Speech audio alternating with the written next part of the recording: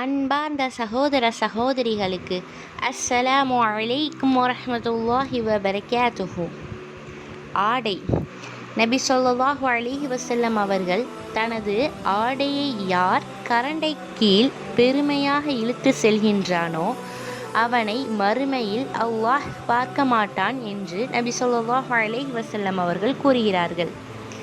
அதற்கு உம்மு சலமா ரலியல்லாஹு அன்ஹா அவர்கள் கேட்டார்கள், யா ரசூலல்லாஹ், பெண்கள் தங்களது கீழாடையை எவ்வாறு அணிய வேண்டும் என்று கேட்டார்கள். அதற்கு நபி ஸல்லல்லாஹு அலைஹி வஸல்லம் அவர்கள் கூறினார்கள், அவர்கள் ஒரு ஜான் இறக்கிக் கொள்ளட்டும் என்று கூறினார்கள்.